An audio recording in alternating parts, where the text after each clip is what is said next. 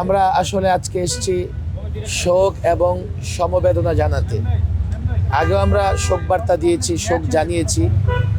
তো আজকে সরাসরি নবনির্বাচিত চেয়ারম্যান বিএনপির তার সঙ্গে সাক্ষাৎ করে আনুষ্ঠানিক শোক এবং সমবেদনা জানিয়েছি।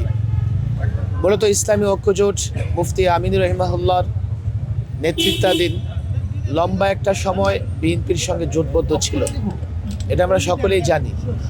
মুফতি ফজলুল হক আমিনুর রহিমাহুল্লাহ 12/12/2012 ইন্তেকাল করেন। ইন্তেকাল পর্যন্ত তিনি বিএনপির সঙ্গে জোটবদ্ধ ছিলেন।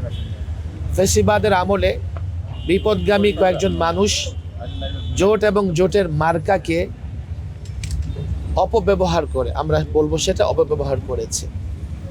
আমরা আজকের আলোচনায় যে বিষয়গুলো চলে এসছে, ইসলামী ঐক্যজোট বিএনপি নেতৃত্বাধীন জোটে আগে ছিল, তবে ঠিক এই মুহূর্তে ইসলামী ঐক্যজোট কোনো জোটে নেই, কারোর সঙ্গে কোনো সমঝোতায়ও নেই।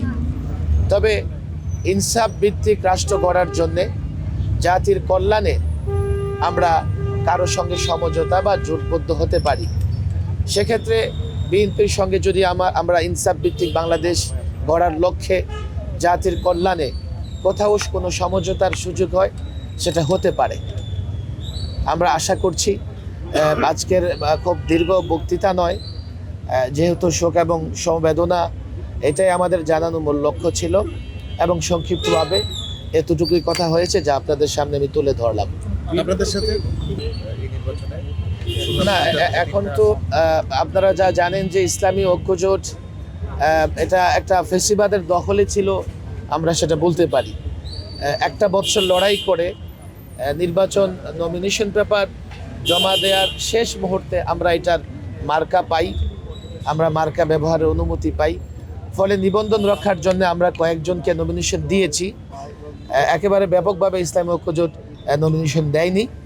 বাকি আগামী নির্বাচন পরবর্তী দেশ এবং জাতির কল্যাণে ইনসাফ ভিত্তিক রাষ্ট্র এবং সমাজ গড়ার লক্ষ্যে যদি সমঝোতা হয়, সেটা বিএনপির সঙ্গে হতে পারে। কয়টি আসনে নির্বাচন করবেন এবার? আমরা 3টে আসনে নমিনেশন দিয়েছি শেষ মুহূর্তে, এবং 3টে আমাদের বৈধ হয়েছে।